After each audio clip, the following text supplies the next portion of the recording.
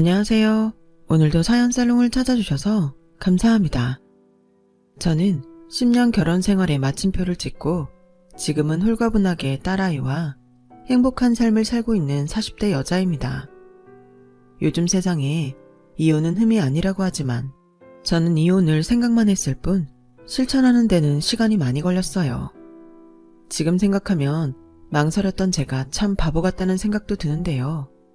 이혼을 결심하기 전까지는 그래도 한편으로는 사랑했던 남자와 끝까지 함께하고 싶었던 순수한 마음도 있었던 것 같아요.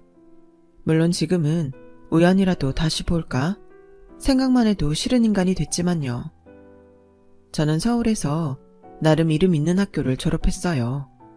그리고 졸업하던 해에 외국계 IT 회사에 입사했고 5년 넘게 근무하다 보니 얼추 월마다 세금 떼고 500만 원 넘게 받는 연구원이 되었는데 제 나이에 평균적으로 많은 월급을 받고 생활하다 보니 솔직히 씀씀이는 큰 편이었어요.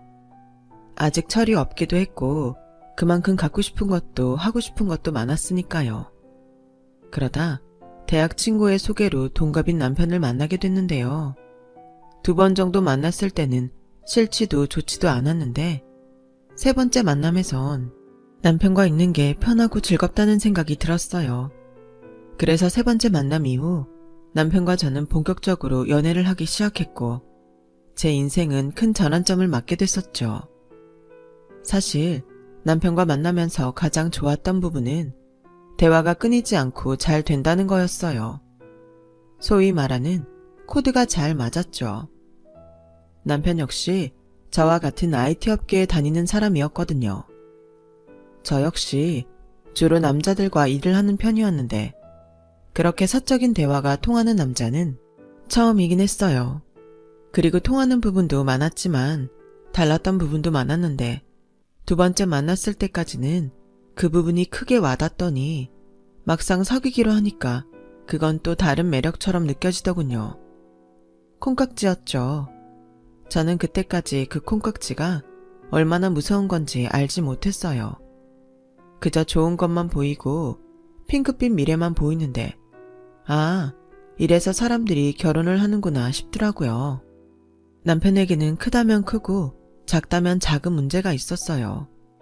저는 한 회사에 오래 다녔지만 남편은 반대로 이직을 많이 했거든요. 이제 막 창업한 회사인 경우는 망하기도 했고 그래도 나름 규모 있는 중소기업은 빡빡한 근무 환경에 자기 발로 나오기도 했는데 남편의 가장 큰 문제는 자기 능력을 과대평가한다는 것도 있었어요. 사람이 성실하긴 한데 겸손하지 않은 것이 문제였죠. 하지만 한참 연애하던 제 눈에는 그것도 자신감처럼 보였죠. 이왕 만나는 사람이 자신감이 없는 사람보다는 많은 편이 더 좋다고 생각한 제가 단순했죠. 게다가 순간의 유혹에 약한 저와 반대로 남편은 체계적이고 계획적인 사람이라 더 끌리기도 했는데요. 왜 서로 다른 사람에게 끌린다고 하잖아요. 남편은 저와 동갑이었지만 저보다 더 어른스러웠고 저는 그런 남편과 평생 함께 한다면 삶이 보다 안정적일 거라고 저 역시 남편을 과대평가했어요. 그리고 남편 역시 자기보다 연봉이 높은 저를 부러워했는데요. 종종 이런 식의 말을 했어요. 자기는 좋겠다. 외국 계열사라서 월급도 많고 복지도 좋잖아. 중소기업은 진짜 멀었어.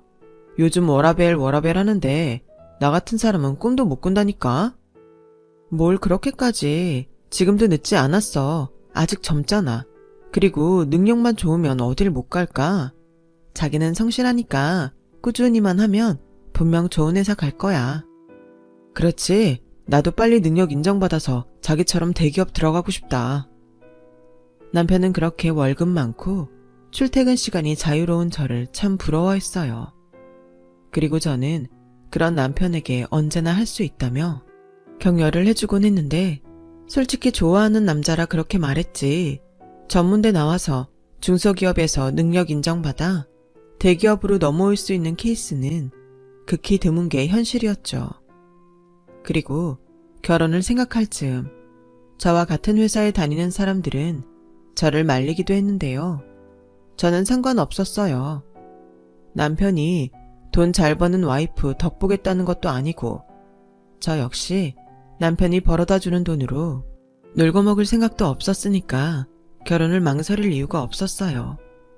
다행히 저희 부모님도 남편이 저보다 능력 없다는 걸 문제 삼지 않으셨어요. 오히려 결혼할 때, 신혼집 장만할 때 힘든 시댁을 배려해서 전세 보증금을 저희 아빠가 전부 대주시기도 하셨거든요.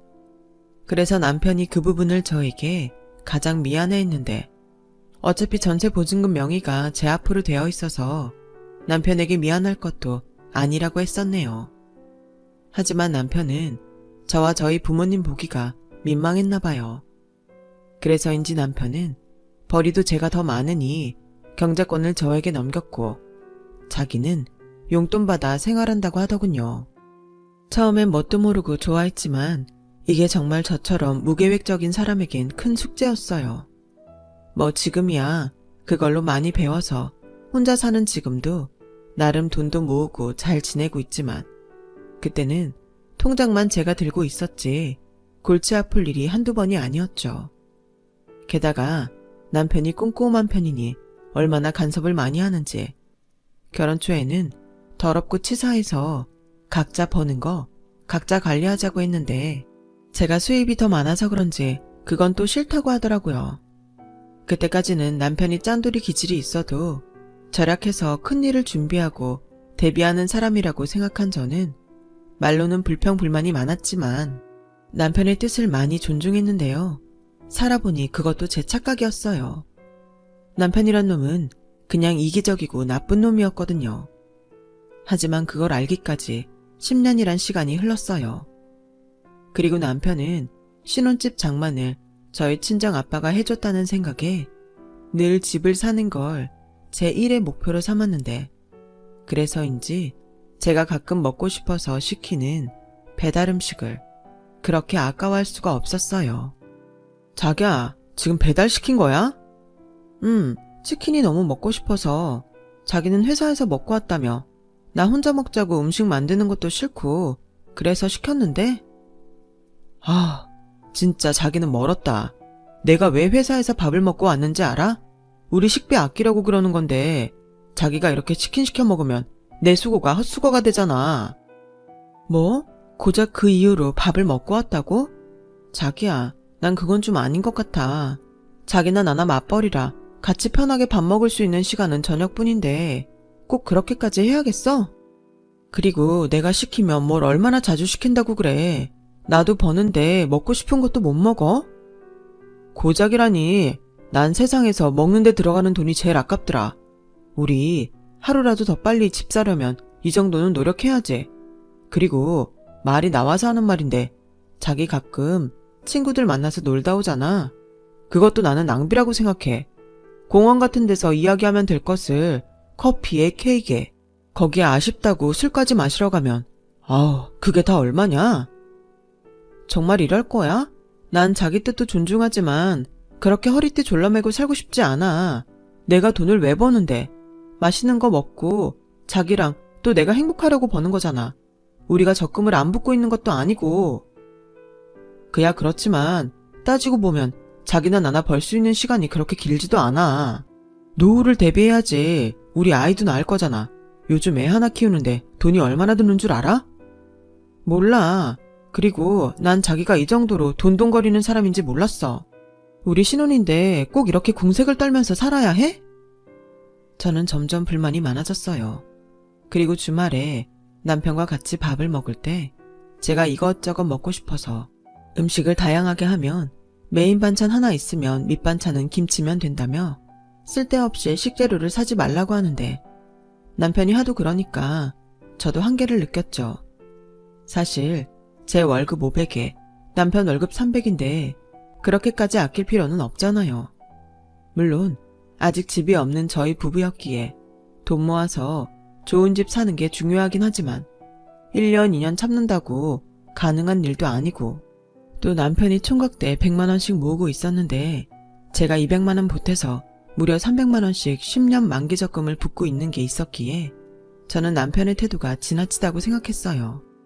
게다가 그 적금 명의는 제가 전세보증금 명의를 갖고 있어서 결론적으로 제가 낸 금액이 더 많은데도 불구하고 남편 명의로 해줬는데 남편은 뭐가 그렇게 불안한지 제가 그렇게 손이 큰 여자인지 몰랐다며 원래부터 그렇게 과소비를 하는 여자였냐는 둥 조금씩 위태위태하게 선을 넘었어요. 그래서 저도 더는 남편과 싸우고 싶지 않고 또 남편 뜻에 따라주기 싫었기에 작은 묘책을 하나 생각했는데요. 그건 바로 제가 퇴근하고 집에 오기 전에 밖에서 먹고 싶은 거 사 먹고 들어오는 거였어요. 남편과 밥을 먹을 때는 남편 원하는 대로 간소하게 차리되 제가 먹을 건 따로 뒀다 먹었는데 그랬더니 한 번은 이 남자가 냉장고를 뒤지는 게 아니겠어요? 지금 냉장고 열고 뭐해? 아니, 요즘 쓰레기통에 자꾸 못 보던 껍데기가 있어서 자기 혹시 나 몰래 음식 숨겨두고 먹냐? 저는 그때 짜증나게 뜨끔했어요. 딱히 나쁜 짓 한 것도 아닌데 남편이 그렇게 말하니까 저도 모르게 움츠러들더라고요. 그래서 이번 기회에 먹는 것 가지고 치사하게 구는 이 전쟁을 끝장내겠다는 생각으로 남편에게 따졌는데요. 왜 자기가 밥은 간소하게 먹자며 그래서 밥 간소하게 먹는 대신 먹고 싶은 군것질 사다가 먹었는데 뭐가 잘못됐어? 유진아, 너 머리 안 나쁘잖아. 내가 간소하게 먹자는 건 돈을 아끼자는 건데 네가 이런 비싼 군것질을 먹으면 그게 우리 취지에 맞는 거야? 우리 취지가 아니지. 순전히 자기가 원하는 거지. 난 싫어. 전부터 싫다고 했잖아. 내가 못 버는 것도 아니고 이건 내가 벌어서 사 먹는 거니까 그냥 신경 꺼. 지금 그 소리 좀 서운하다. 그러니까 지금 자기가 나보다 더 번다고 나 무시하는 거야? 남편은 정말 기분 나쁜 얼굴로 말했어요. 아니, 먹고 싶은 거 사 먹겠다는 소리가 어떻게 그렇게 들렸을까요? 아무튼 그 일로 남편과 저는 한참 신경전을 벌였어요. 그리고 나중엔 남편이 자기도 사실은 먹고 싶었는지 제가 사둔 군것질을 몰래 먹다가 걸렸고 그 일을 시작으로 일단은 지나치지만 않으면 먹을 건 터치하지 않기로 매듭을 지었어요. 솔직히 지도 맛있고 좋았겠죠. 그리고 맛있는 건 한 번 먹으면 또 먹고 싶잖아요. 그 뒤 남편은 결혼 전보다 10kg이나 찔 만큼 식탐 있는 사람이 되었어요. 주변에선 말랐던 남편에게 결혼하고 보기 좋다는 말을 많이 하는 것 같았는데 순전히 저의 역량이었어요. 그렇게 저희 부부도 소소한 문제는 있었지만 큰 문제 없이 신혼 시절을 보냈어요. 그리고 결혼하고 3년 만에 지금의 딸아이를 낳았는데 아이가 딸아이다 보니 예쁘고 귀여운 것이 있으면 딸아이 입힐 생각에 옷과 액세서리를 자주 샀는데 남편과 또 갈등을 빚게 되었죠. 자기야, 제발 생각 좀 해라. 이걸 지금 왜 사? 애 크는 거 금방이야. 이게 정말 우리 애한테 필요하다고 생각해? 왜? 자기 말대로 크는 거 금방이잖아. 지금 이런 옷을 입히지 않으면 이 시절이 금방 가고 없다고. 내가 대신 다른 데서 아낄게. 저는 솔직히 서운했어요. 저한테 들어가는 돈도 아니고 우리 자식한테 쓰는 건데 그걸 아까워하다니. 속상하더라고요. 그래서 그 일이 있고 남편은 도저히 안 되겠다며 저에게 가계부를 써서 한 달마다 자기한테 검사를 받으라고 하는데 제가 콧방귀를 끼며 싫다며 거절했어요. 당연히 좋을 리가 없잖아요. 가뜩이나 제가 돈 쓰는 거 가지고 모조리 낭비라고 하는 사람에게 뭘 보여주겠어요. 그리고 그 문제는 생각보다 길게 이어졌는데 저도 사람이라 그때부터 남편에게 조금씩 정이 떨어졌어요. 부부가 살면서 가치관이 맞아야 하는데 우리 두 사람은 그게 아니었으니 그때부터 콩깍지가 벗겨지는 건지 궁상을 떠는 남편이 창피하게만 느껴지더라고요. 그런데요. 제가 정말 정이 떨어졌던 결정적인 이유는 그게 다는 아니었어요. 솔직히 우리 가족을 위해 그렇게만 하는 사람이라면 지난번 먹는 문제처럼 충분히 합의점을 찾아서 맞춰볼 수도 있는데 그렇게 먹는 것도 우리 아이 입히는 것도 아깝다던 이 남편은 지네 집에는 뭘 그렇게 못해줘서 안달이라는 것이었어요. 물론 결혼 전과 초에는 이해도 했어요. 시댁이 상당히 어려웠거든요. 게다가 시어머니 혼자 계시고 사고 쳤다가 이혼하고 돌아온 도련님이 있었는데 그 도련님 뒤치다거리까지 시어머니가 하시니 장남인 남편이 마음을 많이 쓰는 듯 보였어요. 하지만 애석하게도 전 그런 시어머니와 잘 지낼 수는 없었는데요. 형편이 어려워서 그런지 시어머니는 욕심도 많고 이기적인 사람이었어요. 저희 부부가 결혼할 때 보태줄 돈 없다고 한 푼도 주지 않으셨는데 남편 앞으로 들어온 축의금은 당신이 몽땅 가져가시고는 결혼식 비용도 내지 않으신 양반이었어요. 그것도 나중에 친정 엄마에게 듣고 알았는데 그때도 저희 부모님이 힘드셔서 그런가 보다 하고 그 비용도 대신 내셨다고 하시더라고요. 그뿐만이 아니었어요. 결혼 전에는 남편에게 매달 꼬박꼬박 생활비 겸 용돈으로 돈을 받으셨는데 그 돈 못 받을까봐 결혼까지 반대하신 분이셨어요. 그리고 결혼 후에도 용돈 드리겠다고 약속하니 그제야 결혼 허락을 하셨는데 나중엔 용돈을 올려달라고 하시더라고요. 저도 번다는 게 이유였죠. 참 염치 없죠. 그런데요, 사람의 욕심이 정말 끝이 없는 건지 그렇게 자기 주머니 채운 시어머니는 이제는 또 시어머니 노릇하고 싶어 하셨는데요. 결혼하고 1년 동안은 불편해도 주말엔 우리 집에 와서 식구들이랑 밥 먹고 시댁일 좀 돕고 해라. 그리고 내 친구들은 며느리가 시집 오면서 좋은 옷도 사주고 좋은 화장품도 사주고 하던데 넌 뭐 없니? 라는 말을 시작으로 저에게 뭘 계속 바라시더니 나중엔 그것도 점점 커졌어요. 돌침대, 안마의자, 나중엔 해외여행까지 저에게 요구하셨거든요.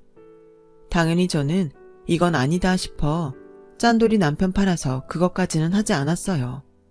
그랬더니 시어머니가 자기 아들한테 무슨 소리를 했는지 남편이 저에게 어떻게 자기 엄마한테 그럴 수 있냐고 서운하다고 하더군요. 뭐? 서운해? 그럼 어머님이 바라는 대로 돌침대랑 안마의자 다 사드려? 그렇게 적은 돈도 아깝다고 날리면서 그런 돈은 안 아깝나 봐? 그럼 다른 사람도 아니고 부모한테 쓰는 돈인데 아까우면 그게 자식이냐? 저는 그 말을 듣고 어이가 없어서 헛웃음이 나왔어요. 그러자 눈치 빠른 남편이 자리를 피하더군요. 결혼하면서 그렇게 저희 친정 도움받아 놓고 남편은 저희 친정 부모님이랑 같이 있는 게 어색하고 불편하다며 어지간해서는 친정에 가고 싶어 하지 않았어요. 오히려 받은 게 있으니 더 잘해야 한다는 게 제 생각이었는데 남편은 무슨 자존심인지 자꾸만 저희 부모님을 피하고 싶어 했어요. 자격지심이라고 생각해요. 그렇잖아요. 도움 준 사람한테 더 잘해야지. 자기가 자존심 상한다고 불편하다는 게 말이 되나요? 지 편할 대로 사는 거지. 그러더니 결혼하고 2번째 맞이한 명절엔 저한테 친정에는 혼자 가면 안 되냐고 하는데 자기 부모만 부모고 처가 부모는 부모가 아닌 듯 싶었네요. 게다가 남편은 저희 친정이 시댁보다 잘 산다는 이유로 씀씀이도 참 인색하기 짝이 없었는데요. 한 번은 저희 엄마가 교통사고를 당해 머리를 다치셨고 출혈도 커서 큰 수술을 받게 되신 적이 있었어요. 자식이라고는 저 하나라 제가 대신 병원비를 내겠다고 했는데 남편이 펄펄 뛰더라고요. 부모에게 쓰는 돈이 아까우면 그게 자식이냐고 하더니 지 돈도 아니고 제 돈으로 병원비 내는 건데 왜 그렇게 해야 하냐며 아주 난리도 아니었죠. 병원비가 얼만데 그걸 자기가 낸다는 거야? 제정신이야? 솔직히 까놓고 처갓집에 돈이 없지도 않잖아. 뭐? 지금 말 다 했어? 그래서 우리 엄마 아빠는 돈 있으니까 나더러 한 푼도 내지 말라고? 아니 그렇잖아. 돈이 없으신 것도 아닌데 없는 우리가 왜 내냐는 거지. 그것도 자기 부모님이 내달라고 부탁한 것도 아니잖아. 그럴 돈 있으면 한 푼이라도 더 보태서 우리 집 살 생각을 해야 하는 거 아니야? 남편이 그러든지 말든지 저는 자식된 도리를 했어요. 세상에 돈으로 할 수 있는 효도가 가장 쉬운 거라고 하잖아요. 그 말이 정말 맞는지 저희 부모님은 뭐하러 그랬냐고 하셨지만 내심 든든하다며 좋아하셨고 병원비는 거의 800만 원 돈이 나왔는데 저는 그냥 엄마가 무사하신 거에 감사하다고 생각했어요. 그러면서 혹여라도 저희 집에서 알고 속상해 하실까봐 그 돈을 남편과 상의해서 같이 드리기로 했다고 거짓말까지 했는데 이 남편놈은 정말로 그 돈을 저희 부모님이 다 받았냐며 그렇게 돈도 있으신 양반이 자식이 주는 돈을 덥석 받을 수가 있냐며 선을 넘더라고요. 그때 바로 이혼을 했어야 했는데 그러지 못한 게 지금 저의 천추의 한이에요. 당신은 당신 어머니가 아프셔도 그렇게 똑같이 얘기할 거야? 아무리 자기 부모 아니라지만 생각 좀 하고 말해. 막말로 결혼하고 자기 어머니한테는 꼬박꼬박 다달이 용돈 드리지만 우리 부모님한테는 용돈 드린 적도 없잖아. 그야 우리 집은 처가랑 상황이 다르잖아. 당신 집은 부모님 두 분 다 계시고 돈이랑 집도 있지만 우리 엄마는 뭐 하나 가진 게 있냐? 집도 전세인데. 난 그냥 여유도 있으신데 그렇게까지 해야 하냐는 거야. 우리 엄마는 없으니까 그렇게 하는 게 자식된 도리고. 참 어이없다. 입장 바꿔서 생각해봐. 이런 말 치사해서 안 했지만 이건 굉장히 이상한 거야. 우리한테 해준 것도 없으신 당신 어머니한테는 해드리는 게 맞고 우리한테 이것저것 해준 우리 부모님은 돈 있으니까 안 하는 게 맞다고? 남편은 제 말에 할 말이 없는지 입을 닫고 방으로 들어갔어요. 꼬라지가 난 거죠. 결혼 전에는 몰랐는데 이 남편놈은 꼬라지가 나면 꼭 저렇게 방에 들어가 문을 잠그는 게 습관이었어요. 지 혼자 쓰는 방도 아닌데 문을 왜 잠그고 지랄인지. 이쯤 되면 저의 콩깍지는 제 인생을 말아먹은 가장 큰 원인이라고 할 수 있을 정도였죠. 그렇게 저희는 관계 회복 없이 멀어져만 갔어요. 그리고 저도 성심이 고운 편은 아니었기에 남편과 냉전 중에는 시댁에는 가지 않았는데요. 어느 날 도련님 생일이라 오랜만에 시댁을 가게 됐는데 그동안 벼르고 계셨는지 시어머니가 먼저 저에게 이렇게 말씀하셨어요. 동훈이한테 이야기 들었다. 그러게 조심 좀 하시지. 괜히 사고가 나서 그렇게 큰 돈만 깨지고 내가 속상해서 밤에 잠이 안 오더라. 그리고 곰곰이 생각해봤는데 니네 엄마 나이가 나보다 5살이 많잖니? 73이면 살 만큼 살긴 했어. 정말 충격이었어요. 굳이 하지 않아도 될 말을 왜 하시는 건지. 그래서 뭐 살 만큼 사셨으니 돌아가셔도 된다는 말을 하고 싶으신 건지 저는 기분이 굉장히 나빴어요. 그리고 이 집 사람들은 도대체 예의라는 걸 밥 말아먹은 종자일까 싶어 저도 화난 김에 할 말은 하자 싶었죠. 어머니, 그렇게 말씀하시면 저도 나중에 어머니 아프시면 똑같이 생각해도 될까요? 어머니 내후년이면 칠순이시잖아요. 사실 만큼 사셨으니까 괜찮지 뭐. 그렇게 생각해도 서운하지 않으신 거죠? 뭐? 당신 지금 그게 무슨 소리야? 미쳤어? 생각 좀 갖고 얘기를 해. 지금 그게 며느리가 시어머니한테 할 소리냐? 아니, 어머님이 먼저 그렇게 말씀하시니까 여쭤보는 거야. 우리 엄마는 70 넘었으니까 살 만큼 살았다고 하시는데 나는 뭐 등신이야? 그 말을 듣고 네 하게? 그날 도련님한테는 정말 죄송해요. 어쨌든 기분 좋게 식사하자고 모인 자리인데 본의 아니게 일이 그렇게 됐으니 분위기도 좋지 않았고 저는 이렇게 불편하게 있느니 객식구는 빠지는 게 낫겠다 싶어서 딸아이만 데리고 먼저 집으로 돌아왔는데 예상했던 대로 그날 저녁 남편과 목소리까지 높여가며 싸워야 했어요. 물론 며느리인데 저도 너무하긴 했죠. 저도 잘 알아요. 하지만 아무리 어른이라도 주거니 받거니 시어머니도 잘못하신 부분이 있는데 남편은 무조건 제가 나쁘다고 다그쳤고 당장 자기 어머니한테 머리 숙여 사과하라고 윽박까지 지르는데 이미 많은 걸 내려놓았음에도 눈물이 났어요. 서러웠거든요. 이런 결혼 뭐하러 했나 후회하면서 그때부터 본격적으로 이혼 생각을 했어요. 하지만 애도 어리고 그때는 무슨 겁이 그렇게 많았는지 이혼녀라는 꼬리표를 달고 살 자신이 없더라고요. 이러지도 저러지도 못하니 결국 우울증이 오더군요. 재미있게 또 행복하게 살자고 한 결혼이고 열심히 일해서 돈 버는 건데 사는 게 재미없고 아이도 혼자 키우는 것 같았기에 내가 뭐하러 이 짓을 하고 있나.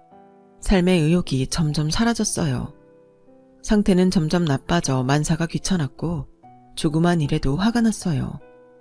몸은 천근만근 피곤한데 불면증에 잠도 오지 않고 무엇보다 큰 문제는 아직 어린 딸이 투정을 부리거나 힘들게 하면 저도 모르게 짜증을 내고 쉽게 화를 낸다는 거였죠. 이 아이가 원해서 세상에 태어난 게 아닌데 아이도 울고 저도 울었어요. 저라도 이 아이를 지키고 행복하게 해줘야 하는데 제 마음 하나를 잡지 못하면서 제가 무슨 엄마인가 싶었죠. 그 뒤 저는 지난 시간을 반성하고 남편은 몰라도 딸아이를 위해 살기로 마음을 다잡았어요. 남편도 지쳤는지 잘할 거 아니면 자기 집은 자기 혼자 간다고 저는 올 필요 없다고 하길래 고맙다고 했네요. 각자 집에 알아서 잘하고 서로에게 피해주지 말고 살자고 합의를 보니 세상 그렇게 편할 수가 없더라고요. 그 후 저희 부부는 겉으로는 아무 문제 없는 그런 부부가 됐어요. 기대하는 게 없으니 더는 실망할 것도 없었고 원래부터 아이는 저 혼자 키우다시피 했으니까 그것도 크게 불편하지 않았죠. 당연히 혼자 도맡아서 육아를 한다는 게 쉬운 일은 아니었지만 대충 남편과 사이가 좋지 않다는 걸 안 친정엄마가 저희 딸을 종종 봐주시기도 해서 저는 그때그때 도움을 받아 큰 어려움 없이 아이를 키울 수 있었어요. 그야말로 남편은 저에겐 있으나 마나한 존재였는데 그렇게 결혼하고 꼬박 10년이 되자 그것도 정이라면 정인지 예전처럼 잘 지내려 하진 않았지만 그래도 한 집에 사는 식구로서 기본적인 건 챙겨주고 살았어요. 그러다 드디어 적금 만기가 되었고 때마침 아이도 7살이라 초등학교 입학을 앞두고 있었기에 저는 이제 집을 사야겠다고 판단했죠. 아이 학교도 있는데 이사를 계속 다니는 것도 그렇고 집값이 점점 오르는 게 이러다 집도 못 살 것 같아 불안했거든요. 게다가 적금이 만기가 되어 목돈도 있으니 조금 무리를 하더라도 아이 키우기 좋은 동네로 이사가고 싶었는데요. 그러다 엄마 친구의 소개로 정말 운 좋게 신축 아파트를 매매할 수 있는 기회가 찾아왔어요. 입주를 앞두고 있던 집주인이 상황이 좋지 않아서 그 집을 급하게 팔게 됐거든요. 워낙 좋은 기회라서 서로 자기가 먼저 그 집을 선점하겠다고 난리가 난 상황이었는데 그 아파트를 저희 엄마와 함께 본 터라 엄마가 먼저 계약금 10%를 입금해 주셔서 제가 계약할 수 있게 됐어요. 계약금이 무려 5천만 원이었는데 적금이 만기였기에 그 정도는 당장 해결해 드릴 수 있어서 별다른 걱정은 없었죠. 그래서 설레는 마음으로 계약서를 들고 집으로 돌아온 저는 모처럼 맛있는 음식도 만들어 놓고 남편을 기다렸어요. 워낙 집을 사야 한다는 생각이 강한 남편이었기에 이번만큼은 저와 남편이 한마음 한뜻일 거라고 생각했는데 막상 계약서를 본 남편은 예상하지 못한 저의 결정에 깜짝 놀랐다는 듯 당황했고 말까지 더듬더라고요. 집을 계약한 거야? 나랑 상의도 하지 않고? 그건 미안. 근데 상황이 진짜 급했어. 아파트 이름으로 검색하면 구조랑 다 나와. 어차피 좋은 입지에 대단지 아파트 가려던 거잖아. 내가 자기 출근 시간이랑 고려해서 결정한 거니까 만기된 적금만 내 통장에 싸줘. 부족한 돈은 내가 대출받을게. 대충 계산해보니까 그동안 우리가 낸 것보다는 이자랑 원금 부담이 더 싸겠더라고. 근데 있잖아. 내가 그 돈 급한 대로 일단 우리 엄마 드렸는데. 뭐? 드렸다고? 빌려드린 것도 아니고 드렸다는 거야? 왜 나랑 상의도 없이? 자기도 나랑 상의 없이 아파트 계약했잖아. 피장파장이지 뭐. 지금 농담이 나오니? 당장 계약금 5천만 원 엄마한테 돌려줘야 하는데 무슨 개소리야. 그게 말이지. 지금 엄마 사는 집주인이 이번에 계약 끝나면 나가라고 했대. 그 동네에 재개발 얘기가 있어서 자기가 들어와 산다나 봐. 근데 우리 엄마 연세도 있는데 계속 그렇게 이사를 다니라고 할 순 없잖아. 우리 엄마가 살면 얼마나 살겠어. 그래서 이번에 작게라도 집을 사드리면 좋겠다고 생각했지. 엄마도 마침 빌라라도 새 집에 들어가서 살고 싶다고 하시고 우리 만기된 그 돈이면 대출 없이 빌라는 사겠더라. 그래도 명색이 내가 장남인데 그 정도는 해드려야 하지 않겠어? 대신 달마다 드리던 용돈은 좀 줄이기로 했어. 돈 모아서 우리 집 사라고 엄마가 그러자고 하시네. 뭐라고? 4억 가까이 꿀꺽 하시면서 우리 생각해주는 것처럼 그런 소리를 하셨다고? 네가 제정신이니? 혼자 벌어서 모은 돈이면 내가 말도 안 해. 내 돈이 더 많이 들어갔잖아. 근데 어쩜 나한테 이럴 수가 있어? 진정해. 우리 엄마 돌아가시면 어차피 그 돈 다시 우리한테 돌아와. 그리고 자기 이번에 연봉 올랐잖아. 우리 다시 모으면 되지. 웃기고 있네. 다시 모으자고? 그래? 그럼 이번엔 내가 100만 원 낼 테니까 네가 200만 원 내. 그렇게 10년 모아보자고. 가능하겠어? 야, 너 지금 나보다 많이 번다고 유세 떠냐? 그래, 유세 떤다. 사람이 염치가 있어야지. 내가 니네 집 봉이냐? 이 집도 우리 아빠 아니었으면 언감생신 꿈도 못 꾸는 거였는데 우리 집에는 생신날 용돈 10만 원도 아깝다고 하면서 니네 집에는 주제도 모르고 통 크게 척척 드린다 이거지? 그 돈이 네 거야? 내 돈이 더 많아. 당장 어머니한테 가서 그 돈 다시 받아오지 않으면 이혼할 줄 알아. 부부는 공동재산인 거 몰라? 네 돈 내 돈이 어딨냐? 그리고 명의가 내 앞으로 되어 있으면 그 정도는 내가 결정할 수 있는 거지. 사람이 그렇게 야박하냐? 우리 엄마는 좋은 집에 살면 안 돼? 뭐라고? 개소리도 작작해. 명의가 네 거면 네 마음대로 해도 돼? 그럼 왜 나한테 적금 같이 붙자고 했어? 따로따로 하자고 하지. 그때는 둘이 얼른 모아서 집 사자고 사탕발림하더니 처음부터 그 돈 꿀꺽할 생각이었냐? 야, 너 말이 심하다. 상황이 그렇게 됐지만 그냥 좋게 생각할 수도 있잖아. 너랑 나랑 아직 젊은데 자기가 먼저 잘했다고 하면 안 돼? 미친놈? 그럼 당장 이 문제는 어쩔 거야?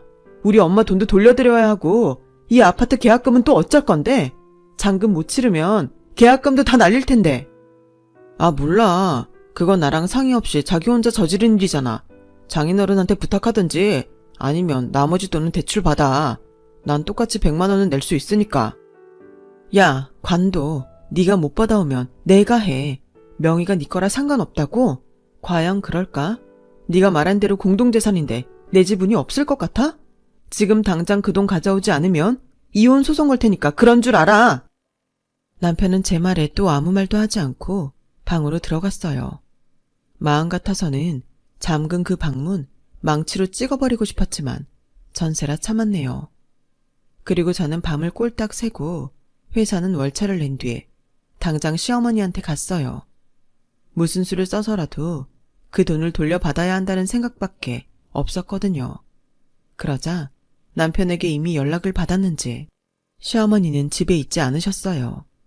그리고 한참을 기다려도 시어머니는 집에 오지 않으셨는데요. 아무래도 저를 피해 도망 다니시는 게 분명했어요. 그래서 저는 더는 기다리지 못하고 시어머니를 찾아다녔고 어떤 오지랖 넓은 슈퍼 이모님께서 저희 어머니가 누구 집에서 화투를 친다며 웬일로 간식거리를 사들고 갔다는 말을 해주더군요. 그리고 실제로 그 집에 도착했을 때 저희 어머니는 화투를 치면서 아들이 집을 사줬다며 입에 침이 마르도록 자랑을 하고 계셨어요. 저를 피해 도망와서 계신 거면서 참 뻔뻔하다 생각했네요. 어머니, 한참 기다렸는데 여기서 뭐 하세요? 어? 너가 여길 어떻게 왔냐? 제가 지금 많이 급한데 제가 들어가서 말씀드릴까요? 아니면 어머님이 나오시겠어요? 아무래도 친구분들 있는 데서는 좀 그렇지 않을까요? 어머님, 제가 왜 왔는지는 알고 계시잖아요. 시어머니는 얼굴이 잔뜩 붉어져서는 급히 그 집에서 나왔어요. 그리고 동네에서 큰 소리 내기만 해보라며 저한테 도리어 화를 내더니 씩씩거리며 당신 집에 가셨는데 그 뒤에도 시어머니는 당당하기만 하셨어요. 너 지금 뭔가 착각하는 모양인데 나 그 돈 이미 계약금으로 주고 없다. 그 돈이 얼만데 다 주고 없다는 거예요. 말도 안 되죠.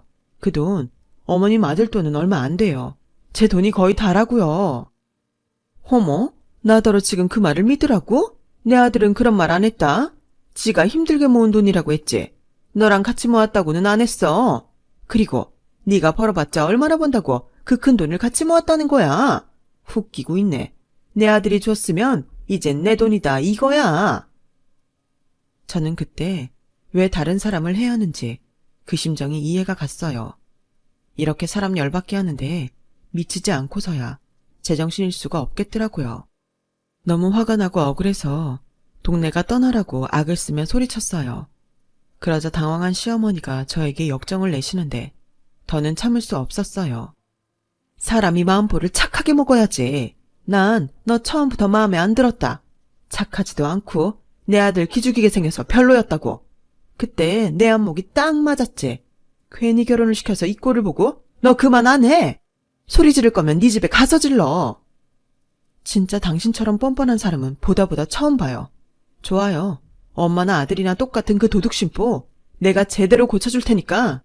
오늘부로 저는 이 집이랑 아무 상관없는 사람이에요. 법으로 소송 걸 거니까 각오하시라고요. 제가 그 돈 이대로 포기할 것 같아요? 꿈 깨세요. 저는 당장 무슨 짓이든 하겠다는 심정으로 변호사 사무실을 찾아다녔어요. 그리고 그 중에서 가장 큰 로펌에 들어가 상담을 받았고 그동안 참고 산 위자료며 양육비 그리고 문제의 접근까지 제가 주장할 수 있는 모든 걸 하고 싶다고 얘기했어요. 다행히 매달 적금은 제 월급 통장에서 나갔기에 그 기록이 있었거든요. 저의 핸드폰 속에 이체 내력을 본 사무장님은 가능하다며 저를 안심시켜 주더라고요. 그리고 저의 이야기를 모두 들으신 사무장님은 제가 수입이 더 많았기에 가정의 기여도도 제가 더 크다며 제가 더 유리하게 이혼 소송이 가능하다고 하셨는데 저는 당장 진행시켜 달라고 했어요. 그리고 혹시라도 어머님 통장에 있을 그 돈을 남편과 시어머니가 빼돌릴 것이 두려웠던 저는 그 돈을 쓰지 못하게 할 방법을 물었고 남편과 시어머니를 고소하면 남편과 시어머니 통장 모두를 묶어둘 수 있다는 답을 들었어요. 무엇을 망설이겠어요. 저는 당장 그렇게 하겠다고 수임료 전액을 지불했고 안내받은 필요한 서류도 단 하루 만에 준비해서 로펌에 갖다 줬어요. 하루라도 빨리 진행하고 싶었거든요. 그러는 사이 남편은 저를 피해 다녔어요. 제가 이혼 준비를 한다는 것도 모르고 지가 피해 다니면 된다고 생각한 듯 제가 없을 때만 도둑놈처럼 집에 들어와서 필요한 것만 챙겨가고 코빼기도 보이지 않더라고요. 그래서 소장은 남들도 다 보라고 회사로 보냈어요. 그러자 이혼 소장을 받았는지 남편에게서 전화가 걸려왔는데 그렇게 피해 다니더니 지가 급하니 먼저 저를 찾는 게 웃겼어요. 그리고 저는 거리낌 없이 전화를 받았죠. 이거 뭐야? 당신 이렇게까지 해야겠어? 내가 미안해. 내가 잘못했어. 그러니까 한 번만 봐줘. 내가 대신 앞으로 10원 한 장 우리 엄마한테 안 줄게. 자기는 시어머니 없다고 생각하고 살아. 명절도 안 가도 돼. 대신 나는 장인 장모님한테 아들처럼 잘할게. 그러니까 한 번만 봐주라. 응? 우리 딸 지훈이도 있잖아. 그 입 닥쳐. 네가 딸이 있긴 하니? 아빠 노릇 제대로 한 것도 없으면서 어디서 애를 들먹여? 내가 분명 기회 줬잖아. 그동안 내가 너한테 기회를 얼마나 많이 줬는데 이제 와서 그래. 됐고 빌지 마. 받아줄 마음 전혀 없으니까. 그리고 오늘 중으로 네 짐 빼서 집에서도 나가. 우리 집 보증금은 내 명의인 거 알지? 너 명의 엄청 따지잖아. 자기야 제발 그러지 마라. 한 번만 봐줘. 응? 내가 그냥 우리 집에 한 번은 효도하고 싶었어. 내가 막말로 도박을 한 것도 아니고 바람을 피지도 않았잖아. 당신이 딱 한 번만 봐주면. 누가 봐준대. 너나 니네 엄마나 너무 뻔뻔해서 더는 상정하고 싶지 않아. 오늘 중으로 짐 안 빼면 니네 어머니 집으로 죄다 보내버릴 테니까 그런 줄 알고 다신 나랑 우리 지훈이 앞에 나타나지 마. 알겠어? 법원에서 보자. 저는 통쾌한 마음으로 전화를 끊었어요. 그렇게 속이 시원할 걸 왜 참고 살았는지 후회가 파도처럼 밀려왔어요. 그리고 남편이 일단은 후퇴하는 마음으로 시댁에 들어간 듯 집에 오지 않았는데 대신 시어머니 전화가 빗발치듯 걸려왔어요. 당연히 안 받았죠. 무슨 소리 할지 모르지도 않고 그렇게 뻔뻔하게 구셨는데 당신도 당해봐야 하지 않겠어요? 그래서 핸드폰도 무음으로 해놓고 무시했어요. 그러면서 당장 쳐들어올 수도 있다는 생각에 방심하지 않고 있는데 제 예상과 달리 집에 오지는 않으시더군요. 아마 남편이 말렸겠죠. 이 소장까지 받은 마당에 제 화를 키워봤자 좋을 게 없으니까요. 그리고 저는 무거운 마음으로 친정에 이 사실을 말씀드렸어요. 안 그래도 저희 엄마가 돈 돌려줄 때가 됐는데 하는 말을 못하는 눈치셨거든요. 그렇게 제 말을 들은 저희 부모님은 왜 여태 그런 일이 있는데 참고 살았냐며 속상해 하셨고, 그 길로 두 분 모두 짐을 싸서 저희 집으로 오셨어요. 저희 엄마는 손녀 지훈이가 너무 걱정돼서 자기가 옆에 있어야겠다고 하셨고, 저희 아빠는 언제고 남편과 그 시어머니가 집에 올 수도 있으니 당신께서 지키고 있어야 한다고 그러시면서요. 그렇게 보름 정도가 지났어요. 제가 회사에서 일을 하고 있는데 한동안 뜸했던 시어머니의 전화가 걸려왔고, 처음엔 무시할까 싶었는데 이상하게 그날은 받고 싶었어요. 그래서 회사 밖에 나가서 전화를 받았는데요. 야, 너 내 통장에 무슨 짓을 한 거야? 돈을 뺄 수가 없다는데 이게 무슨 일이냐고? 아, 그거요. 제가 통장 막아놨어요. 저도 받을 돈이 있는데 어머님이 다 쓰시면 안 되니까요. 뭐야? 네가 아주 돌았구나. 이혼을 하든 말든 난 상관없으니까 당장 내 통장은 풀어놔라. 좋게 말할 때 풀어? 나쁘게 말씀하셔도 안 풀어드려요. 정 급하면 제 돈 돌려주세요. 어머님이 받으신 돈 중에 2억 6천만 원은 제 돈이니까. 아니죠. 이자까지 더하면 더 되겠네요. 딱 잘라서 2억 7천만 원 저한테 돌려주시면 제가 통장 풀어드릴게요. 독한 것. 내가 그 돈 다 주면 나는 그 빌라 들어가 보지도 못하고 계약금 날리는 거야. 당장 지금 사는 집도 빼줘야 하는데 나더러 길거리에 나 앉으라는 거야? 그걸 왜 저한테 따지세요? 그건 제가 알 바가 아니잖아요. 제가 말씀드렸잖아요. 저는 이제 어머님 집이랑 아무 상관없다고요. 그리고 마지막으로 말씀드리는데 저 어머님 아들이랑 이혼할 사이인데 이렇게 경우 없이 전화하지 마세요. 하실 말씀 있으시면 남편한테 물으시던가 제 담당 로펌에 말씀하시고요. 예, 넌 꼭 이렇게까지 해야겠니? 우리 가족이잖아. 네가 화난 거 충분히 이해한다. 난 정말 몰랐어. 알았다면 그렇게 덥석받지는 않았을 거야. 근데 어쩌겠니? 이미 집을 계약해버린 걸. 그러지 말고 내가 그 돈 우리 동훈이한테 갚으라고 할 테니까 그냥 넘어가 줘라. 네가 더 많이 번다며. 난 그 돈 없으면 정말 큰일 나. 어머, 들으셨어요? 네, 제가 돈 더 많이 벌어요. 그래서 그놈의 집구석에 제 돈이 더 많이 들어갔는데도 저도 사람이라 그 돈이 지금은 너무 아깝네요. 그래서 법적으로 받을 수 있는 건 죄다 받아올 작정이니까 쓸데없이 그런 부탁하지 마세요. 저는 전화를 끊었어요. 남편에 이어 얼마나 속이 시원하던지. 그러게 평소에 잘하면 좀 좋았을까요? 함께 살았을 때나 가족이지. 이렇게 돌아서면 남보다 무서운 게 사람인걸. 그들은 이번 기회에 제대로 알 필요가 있다고 생각했어요. 그리고 그날 저녁 남편도 자기 통장이 막힌 걸 알았는지 전화도 없이 집으로 쳐들어왔고, 비밀번호 누르는 소리에 저희 아빠가 준비해둔 골프채를 가지고 중문 앞에 서서 기다리시는데 잔뜩 화가 나서 집에 들어왔던 남편이 저희 아빠를 보고는 잔뜩 겁에 질린 얼굴로 도로 나갔어요. 그래서 모양 빠지게 문자로 화풀이를 하는데 그것도 고마웠죠. 이렇게 부탁하지도 않았는데 증거를 만들어주니 얼마나 고마웠게요. 그리고 남편은 지푸라기라도 잡고 싶었는지 저희 엄마에게 전화를 걸었어요. 그리고는 장모님, 저는 정말 억울합니다. 저는 이혼하고 싶은 마음이 전혀 없어요. 적금 만기된 거 제가 상의도 없이 저희 어머니 드린 건 잘못했습니다. 없는 집 자식으로 태어나 어머니 돌아가시기 전에 좋은 집에 한번 살게 해드리고 싶었어요. 그게 죄인가요? 그게 죄라면 저 달게 받겠습니다. 하지만 전 이혼하고 싶지 않아요. 제 가정 지키고 싶고 무엇보다 저 유진이 사랑합니다. 사랑한다고? 자네 참 듣던 대로 뻔뻔하네. 죄냐고? 그럼 죄지. 내 딸 돈으로 효도하려는 마음이 죄가 아니면 뭔가? 내가 자네 집에 호구짓하라고 내 딸을 낳은 줄 아나? 좋게 말할 때 내 딸 돈 돌려주고 이혼하게. 안 그러면 그때는 골프채로 안 끝나? 알겠나? 그리고 이 집에 얼씬도 하지 말게. 전세보증금 누가 해줬는지 알지?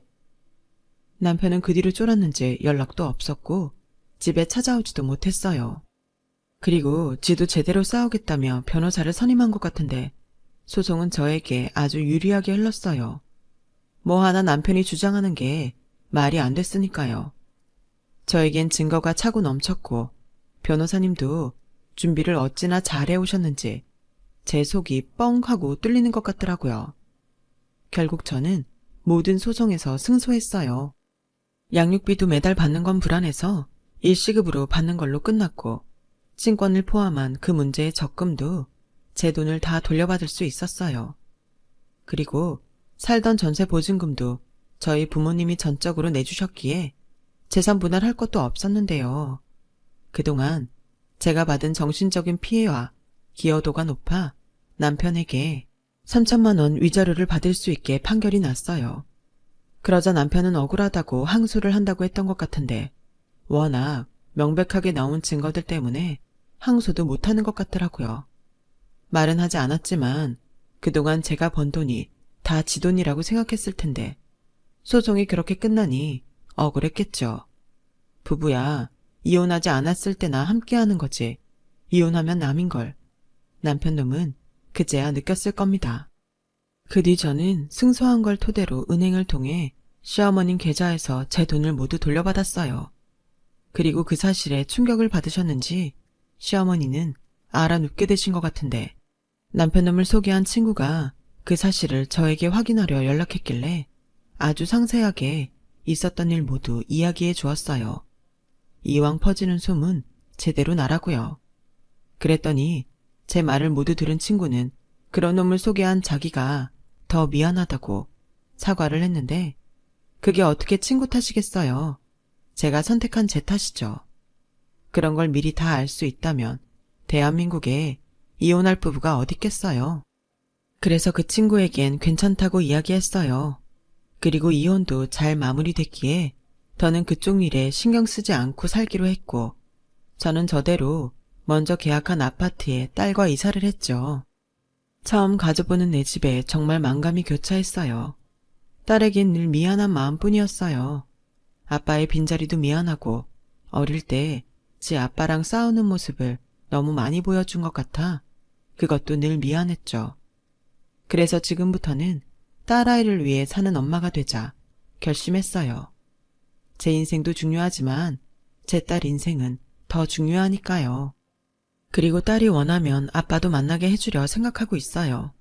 뭐 그 인간이 만날 의향이 있는지는 모르겠지만 더는 저희 딸이 상처받지 않았으면 좋겠다는 마음입니다. 비록 저는 결혼은 실패했지만 엄마로서 또 제 인생에서는 꼭 성공하는 사람이 되고 싶어요. 돈을 많이 버는 그런 성공이 아니라 누구보다 행복한 그런 성공이요. 꽤 긴 저의 이야기 들어주셔서 대단히 감사드려요. 항상 건강하시고 행복하시길 진심으로 바라겠습니다. 그럼 안녕히 계세요. 여러분, 사연 댓글에 응원과 현명한 조언 부탁드려요. 좋아요와 구독은 저에게 큰 힘이 됩니다. 오늘도 좋은 일 가득하세요.